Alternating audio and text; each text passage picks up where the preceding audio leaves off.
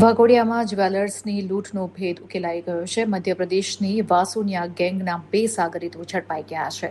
ગત 22મી મે 2026ના રોજ વડોદરા જિલ્લાના વાઘોડિયા પોલીસ સ્ટેશન હદમાં જ્વેલર્સ વેપારી સાથે થયેલી લૂંટની ઘટનાનો ભેદ વડોદરા ગ્રામ્ય પોલીસે ગણતરીના દિવસોમાં ઉકેલી કાઢ્યો છે.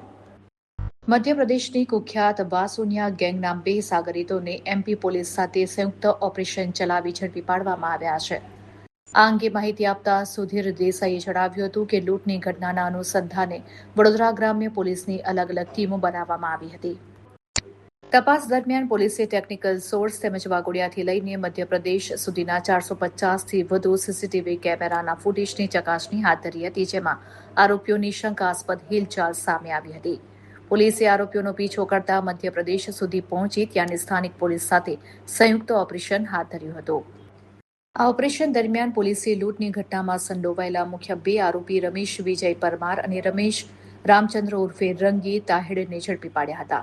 પ્રાથમિક પૂછપરછમાં ખુલાસો થયો છે કે આરોપીઓ મધ્યપ્રદેશની કુખ્યાત વાસુનિયા ગેંગ સાથે સંકળાયેલા છે અને લૂંટના ઇરાદાથી જ વડોદરા ગ્રામ્ય વિસ્તારમાં આવ્યા હતા. હાલ પોલીસે બંને આરોપીઓ સામે કાયદેસરની કાર્યવાહી હાથ ધરી છે. જ્યારે આ ગુનામાં સંડોવાયેલા અન્ય 4 આરોપીઓને વોન્ટેડ જાહેર કરી તેમની શોધખોળ તેજ કરી છે. ગઈ 12 મઈ 2026ના રોજ વાઘોડિયા પોલીસ સ્ટેશનની અંદર એક જ્વેલર્સની દુકાનમાંથી પરત જાવતા એક લૂંટ કરવામાં આવી હતી. તે અનુસંધાને વડોદરા ગ્રામ્ય પોલીસ દ્વારા આ આખી ગેંગનું પર્દાફાશ કરવામાં આવ્યું છે. મધ્યપ્રદેશની આ વાસુનિયા ગેંગ આ વખતે વડોદરા ગ્રામ્ય જિલ્લાની અંદર આ લૂંટ કરવાના ઈરાદાથી અહીંયા આવી હતી.